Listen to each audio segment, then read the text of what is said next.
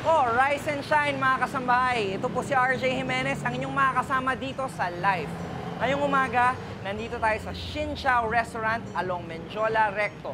At mamaya, makakausap natin ang celebrity chef at owner nitong Xin Chao Vietnamese Restaurant. Let's go! Ngayon, kasama na natin ang celebrity chef at owner ng Xin Chao Restaurant, si Chef Haset Go. Rise and shine! Xin Chao, bro! Xin Chao! May question ako, Chef. Ano ibig sabihin ng Xin Chao? Xin Chao kasi means hello in Vietnamese. Hello in Vietnamese. Batiin natin, Xin Chao mga kasama. Xin Chao! Bakit Vietnamese restaurant ang tinayo niyo ng restaurant? Okay, actually nangyari lang na nag-Vietnam ako last year. Okay. Pero ang purpose talaga kaya ako nag-Vietnam para mag-aral ng French cuisine. It's not Vietnamese cuisine. Tapos doon, sobrang nagustuhan ko yung Vietnamese food talaga. Hindi siya nakakasawa, hindi nakakaumay kasi nga less use of oil. Ang mga Vietnamese kasi known as parang one of the healthiest cuisine, yung Vietnamese cuisine. So sabi ko, pagbalik ko talaga ng Pinas, gusto ko magtayo ng isang Vietnamese, kahit hindi Vietnamese restaurant, kahit Vietnamese cart lang. At gusto kong, kumbaga, yung first location ko, dapat dun sa maraming mga estudyante.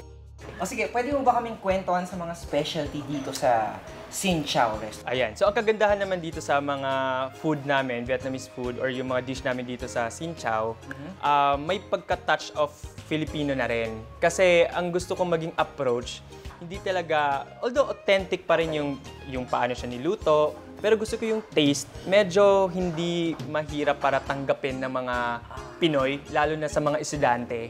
So ito yung tatawag ko, Chef Haset's Meal, kasi ito yung pinaka-favorite ko. Okay. Okay, ito yung chicken, tapos marinated in lemongrass, and then yun, may mga gulay, sunny side ups. Ayan. So ito yung special sauce. Actually, tinatawag ko siyang universal sauce, kasi yan yung Nuoc Mam. It's a Vietnamese fish sauce. So halos kasi lahat ng mga dish nila doon may Nuoc Mam. And then, meron kami ditong banh xio. It's a Vietnamese pancake naman. So, kung nakikita mo, parang siyang crepe. Sobrang thin nung crust niya. And then, may mga gulay yan sa loob. And then, may hipon or shrimp. Of course, pag sinabing Vietnamese cuisine, di mawawala dyan yung spring rolls or yung summer rolls. So, ito yung parang may shrimp, may rice noodles sa loob, and of course, vegetables pa rin. Meron din tayo ditong yung beef bowl namin or rice bowl namin. So, punong-puno, hindi mo na nga makikita yung rice, no? Ito yung may scrambled egg, yung beef na marinated in spring onions and honey. Tapos stir-fried bean sprouts, lettuce, and of course, fresh vegetables. At isa din sa mga specialty namin, yung mga noodles namin, or tinatawag nating pho. Pho. Okay, yung PHO. Yun, you pronounce it pho talaga. Oo. Okay, meron tayong bok.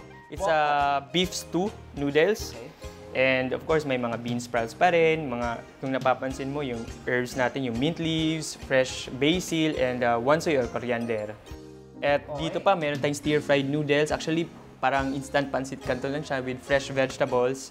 At kung vegetarian ka, bro, meron din kaming mga salad. Meron tayong yung vegetable and noodle salad. So nakita mo, yung rice noodles ginagawa naming salad. Ito naman bro, yung cafe soda. Kung babasahin mo, cafe suwada, parang gano'n. It's cafe kasi is coffee, suwa is milk, anda is ice. So parang basically iced milk coffee.